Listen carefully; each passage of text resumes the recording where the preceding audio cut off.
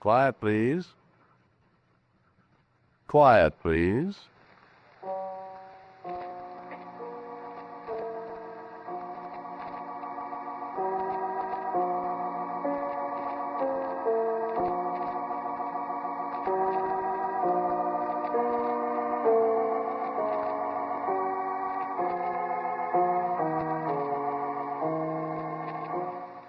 The American Broadcasting Company presents Quiet Please, which is written and directed by Willis Cooper, and which features Ernest Chappell.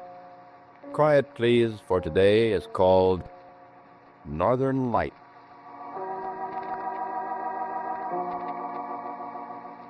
This is a story about the temporal displacement of mass. It is also a story about teleportation. Do you know what those terms mean? No, I didn't think you did, but you stay right where you are, my charming friend, and you're quite likely to find out. You just stay right there and listen. I'll tell you everything you want to know. And maybe a couple of things you're not terribly anxious to know. Ever see the Northern Lights? Aurora Borealis is their right name. You don't see them very often below the 50th parallel of latitude in this country, but up in northern Minnesota and Canada, upper New York, places like that, they're quite common of the winter night. If you've seen them, you know what they look like. If you haven't, there's no use by trying to describe them. Sometimes they fill the whole northern sky with waves of color, like a fire burning way beyond the horizon. Sometimes they're just long streamers of fire filling up the whole sky. And another time they look like gigantic, fringed curtains of pure light, swaying as if some cold cosmic breeze plucked at them, way far off there to the north. And you can hear them, too, sometimes. Well, maybe not exactly hear them, but there's a sound, a humming, a crackling somewhere inside your head. And there are times when you'd swear it's a voice talking to you, talking in some kind of strange language you can almost understand, filling your whole being with a kind of desperate, inescapable terror. You know what I mean? At night, in the cold night, voices talking and saying things to you that you can almost understand, filling the night sky with signs and portents of inescapable terror. And nobody in the whole world knows what they are, nobody in this world at least, except me. And after I get done talking to you, you'll know too. And you won't be happy. Let me show you something now. This is from a recording I made on, December 13th, 1948, a little more than a month and a half ago. I started the recorder while Norman and I were just about finished with our work that afternoon here in the laboratory. I just set the microphone on top of the file cabinet there and turned on the machine. Listen, I'm going to play it back for you. The quality isn't so very good, but you can recognize my voice and Norman's, I think. Here. I got the code. Rewind now, I guess. Had you tested? Our guys tested when I said I just got to rewind. Hurry up. Almost 6 o'clock. Yeah. We're dark and I didn't realize the time. Hurry up. I'm hurrying. Be a display tonight, you suppose? How do I know? Been a display the last 3 nights. Well, that was a dinger last night, wasn't it? Yeah, the machine wasn't ready. Hey, listen, now, do you think you can do better than I can? Ouch! The matter? Oh, I stuck my finger. Where'd you put the copper sulfate? All right, up above the thing. Huh? I got it. What are you doing? Counting the coil. How's it? Oh, looks okay. Hey, wait a minute. Yeah, it's okay. I'll be right with you. Hook it up. What are you buying this fan? You try my cigarette lighter. That will work anyway. I won't miss it if we don't get it back. I don't know how the thing will work when the northern lights aren't shining. Well, maybe they are shining. Turn off the room light. Let's see. All right. Pretty early, What's the matter? Hey, look. Ooh, out there in that. Oh, boy, that's fine. The whole sky. Look, blue and yellow. I never saw those long fringes. They were the same. What's that? You turn on the recorder? Yep. Yeah, it's turning over. Let's see. Now is the time for all good men to come to the aid of their party. Yeah, leave it alone. You about ready now? What's funny about the Aurora? Northern Lights? Listen to this, closely, friend. Remember what I told you. You can almost hear the darn things. Not hear them, I mean, but it's kind of like somebody talking to you in a language you can almost understand. I don't know. I mean, you ever notice this? Sure. High frequencies, I guess. Oh, something. Awful lot we don't understand. Look, you go there at the recorder and talk as a mic. Quiet. I'll just describe what happens for the record. I'm no announcer. I know you're not. Just say what you see so we'll have an accurate record. Okay. Now? Go ahead. This is an experiment in the temporal displacement of a solid object. In other words, the first actual demonstration of a time machine. If it worked. It'll work all right. Go on. Paul is now placing his old beat-up cigarette lighter on the stage of the hypercambulator, and he is now setting the microchronometer to determine how far into the future he's going to bend the lighter. Well, how far, Paul? 10 seconds. 10 seconds. At the end of that time, if our calculations are correct, and we hope they are, the cigarette lighter will reappear. In that period of time, it will have been into the future.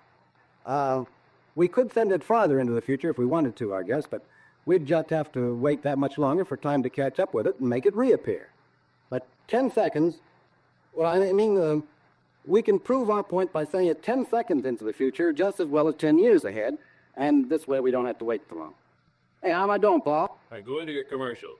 When Paul presses the little button, the cigarette lighter returns to nothing. Yeah, that's not Richard. It'll be here, but it'll be supposedly clean. Yeah. Well, now, What's going to happen? Mr. Paul McGillicuddy, a famous mad scientist, is about to press the big old button and send his lighter into the future. You ready, Paul? Here we go. Stand by. Look! Gone! By golly, it is gone. It just disappeared. Bang, like that. Hold your eyes up close to the mic, Paul, so it'll record. Yeah. The written sign of the lighter. The little stage on which Paul placed it is empty, and it should appear again in just a second if it really did work. 3, 2, 1. It's back! It's back, dog! It worked! We made it! Oh, man, I said I slept all right. Oh, now what? On the lighter, boy, it's cold, dog. Ooh, here, take. Oh, take. Oh, freezing cold. What do you know? Darn thing like a piece of ice. Now, what are the dickens you suppose have been in that campsite? No, wait, friend. That's not the payoff yet. That will be in the fish pine caught up with. Oh, look! Where did that come from? What? There on the stage where the lighter was. Where'd that come from? In the middle of winter.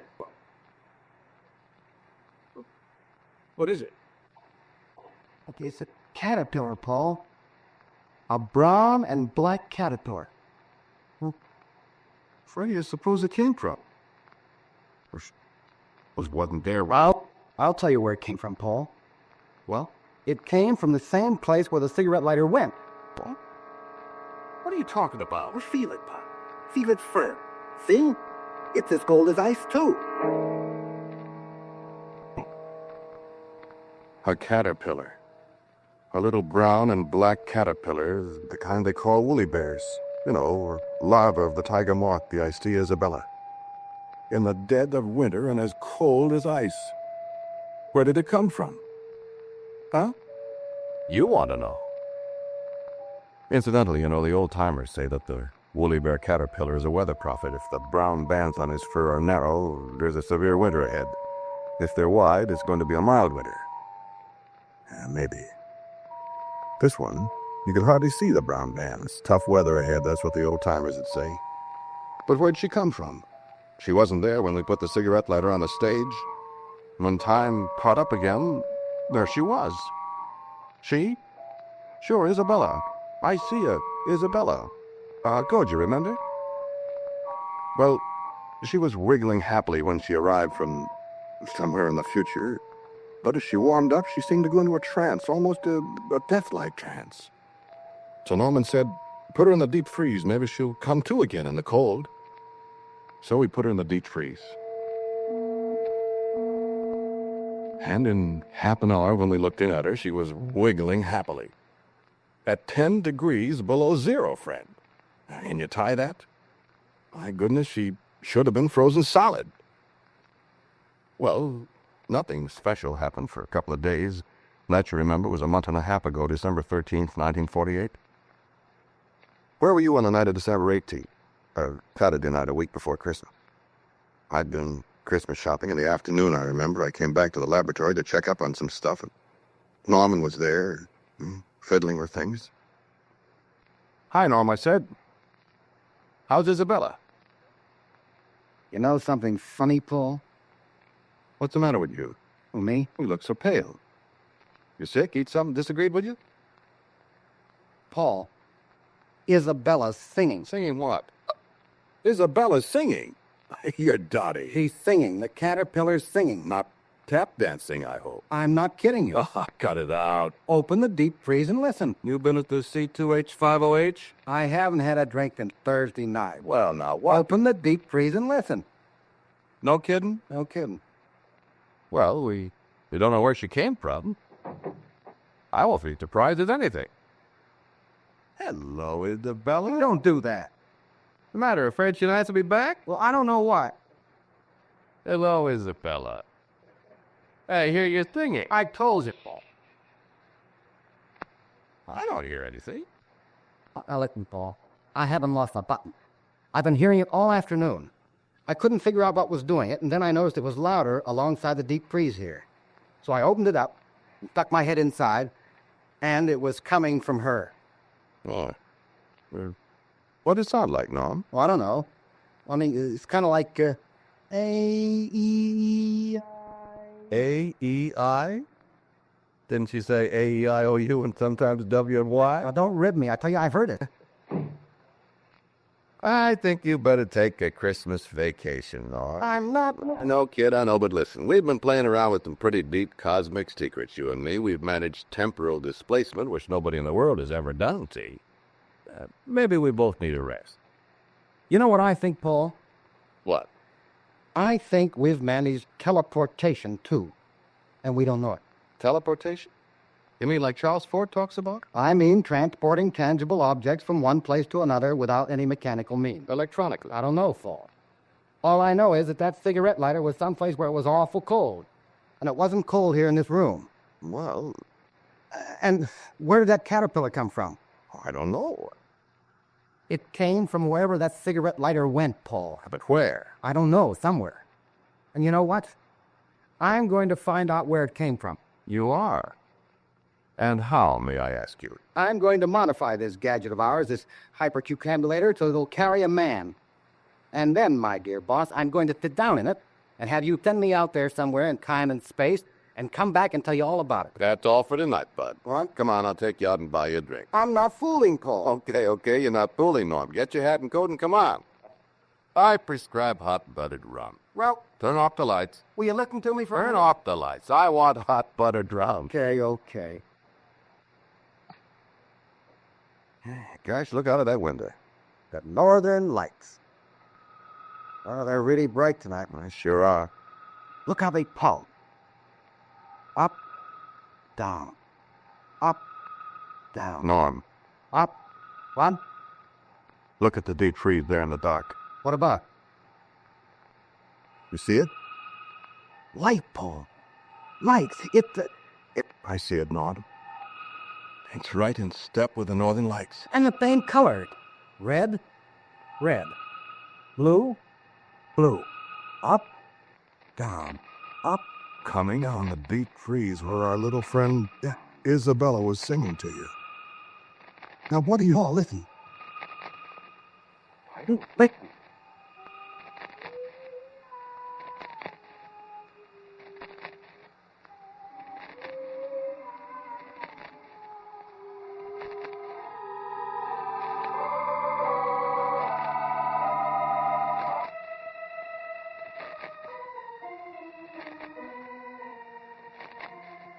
We never did get that hot-buttered rum. We stayed there in the laboratory for a long time, listening to the voice of the thing in the box, endlessly repeating A-E-I-O-U, the vowel sounds of our speech, and watching the light that pulsed up from the deep freeze in perfect rhythm with the flickering of the northern lights we watched through the wind. And we thought long, long thoughts that I don't remember any too clearly now. I do know we both of us thought of ways to perfect our little mechanism, our time machine. Our machine that brought back a little cold brown and black caterpillar from somewhere.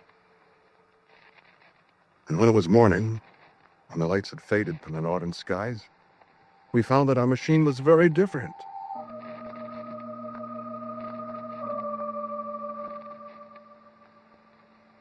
The stage where we found the caterpillar was larger now.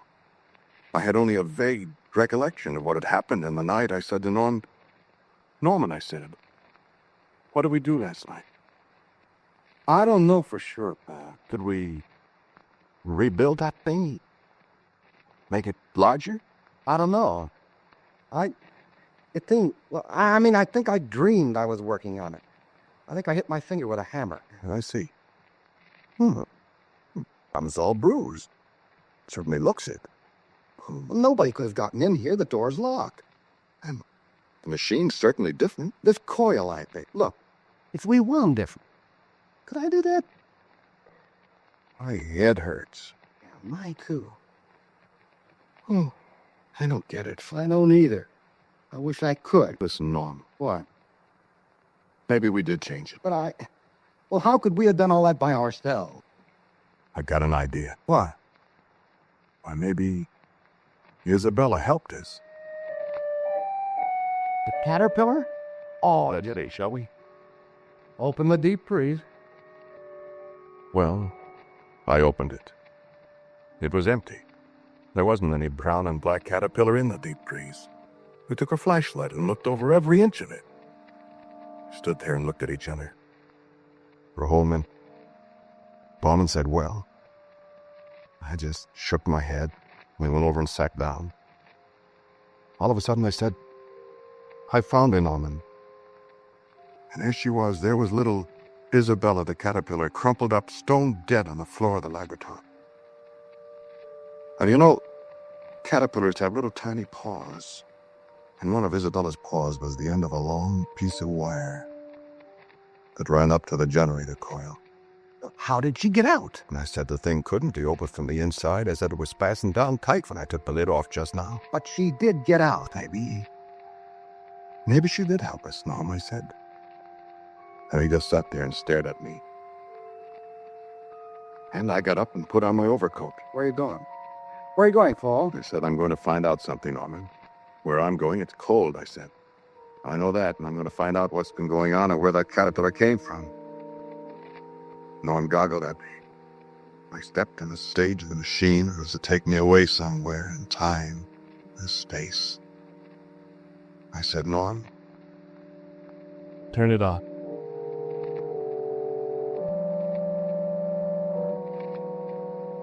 Finally, he reached over and touched the switch. He didn't say a word. And I braced myself. I nodded at him. Go ahead, I said. And he pressed the switch. Nothing happened at all. Nothing. Why? I know, Paul, I know. It's daylight, and there aren't any northern lights.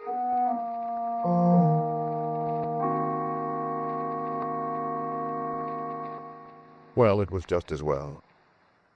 I had a chance to think about it a little, and I realized that just an overcoat wouldn't do me any good where I might be going. And so when it was dark night again and the northern lights were flickering and dancing in the sky, I put on a high-altitude aviator suit that had its own source of heat supply. Norman shook his head as I got back on the stage, nodded for him to press the switch.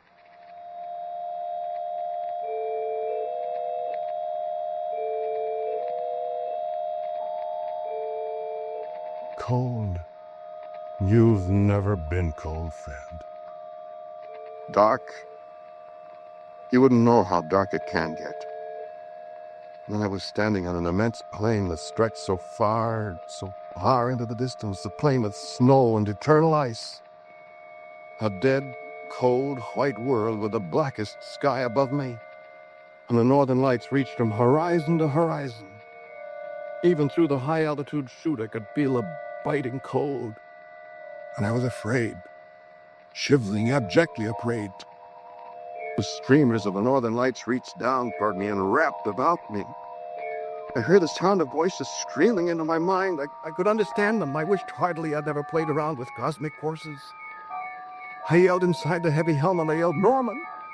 Norman, bring me back!" And there was nobody to hear me. No, I don't know where I was. Another planet? Maybe the North Pole? Maybe the lights were all around me. Maybe that's where it was, but it was the most terrible, awful, cold, lonely place you could imagine in 100 years. The lights, the flickering, living lights crawled over me and beat at me. I could almost understand what they were saying. And then, the crash. The sudden blackness. I was standing again in the laboratory I'd left only a few short seconds ago, and Norman was tearing at the fastenings of my suit and beating at me with both hands. I wondered what in the world he was doing until I got the helmet off. He was rushing caterpillars off me. Thousands of cold, freezing cold, brown and black Isabella caterpillar.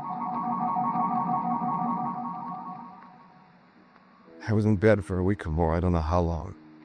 Wherever it was I'd been, I'd nearly frozen to death in those short seconds. And at last I was able to come back to the laboratory.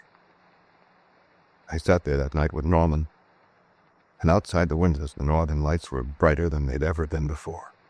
Purple, green, yellow, black lights even. And there was a new rhythm tonight. A kind of code, almost words, thoughts, not quite formed, yet curiously disturbing. Norman, though, didn't seem to be as disturbed as I was. He just sat quietly and looked at me. Where did those caterpillars come from, Thor? I don't know. Where I was, that's all I know. Did they attack you, or? I don't know. They came from the lights. The northern lights. Where are they, Norman? The caterpillar? Yes. Where are they? In the deep freeze, where Isabella was. Poor Isabella. What's the matter with you, Paul? Are you listening? Listening to what? Don't you hear them? I don't hear anything. Don't you? I don't hear anything. Well, listen. Listen. I don't hear anything. Turn on the recording machine. I want to see if we could pick up their voices. There isn't anything. Turn it Paul. on. Turn it on. I want a recording. Quick. Quick, Norman. They're talking to it.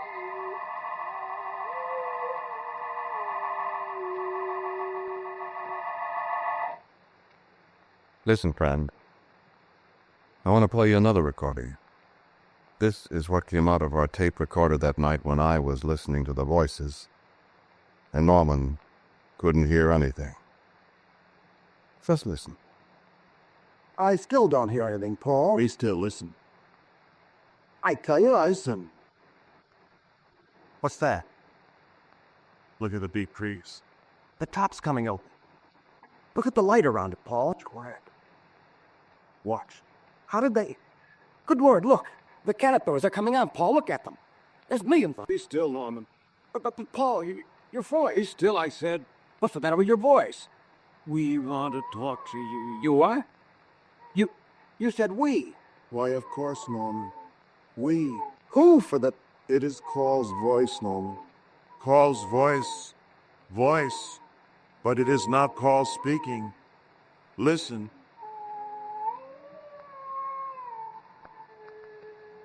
We speak to you. Paul. Not Paul.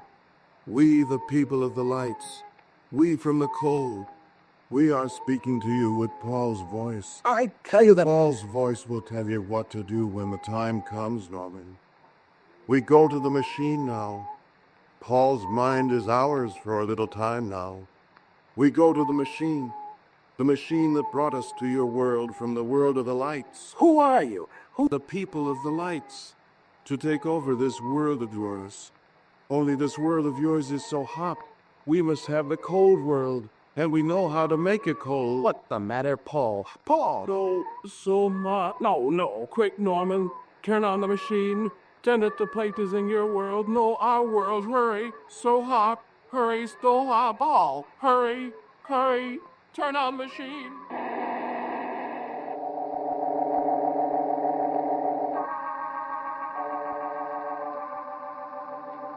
At the end of the recording. No, I don't know. I don't have any recollection of it at all. But the recording's there, isn't it? That must be what happened. Anyway, when I woke up, Norman was gone, and there were no caterpillars in the place here. And our machine that took people and things away in the time and space, was wrecked. I don't know what began. You heard what they said about my voice. They're going to take over this world or make it a cold world, like the one they came from. Whatever that is. Wherever they went. No, I don't know where they went, where the machine sat them. Well, I do have ideas. Yes. Are you cold? It's freezing in here. And just for example, you read the papers? Look at the newsreels. Did you see the pictures of the snow in Los Angeles? In subtropical Los Angeles, where it hasn't snowed for so many years? I wondered about it too. I wonder if anybody saw any brown and black woolly bear caterpillars in Los Angeles. Larva battalion by C. Isabella.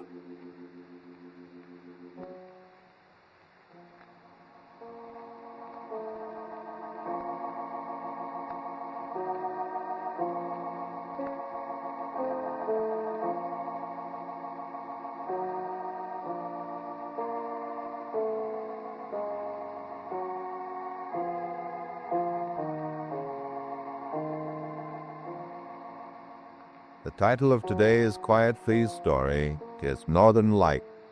It was written and directed by Willis Cooper. The man who spoke to you was Ernest Chappell.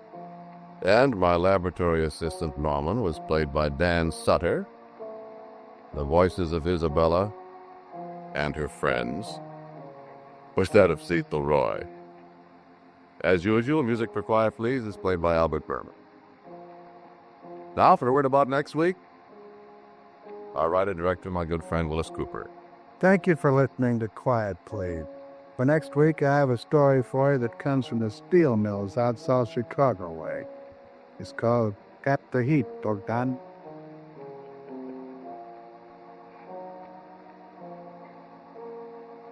And so, until next week at the same time, I am quietly yours, Ernest Chappell. And now, a listening reminder.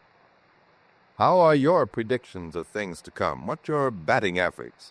Compare your average with the man who has made predicting his business. Listen to Drew Pearson tonight on ABC. This is ABC, the American Broadcasting Company.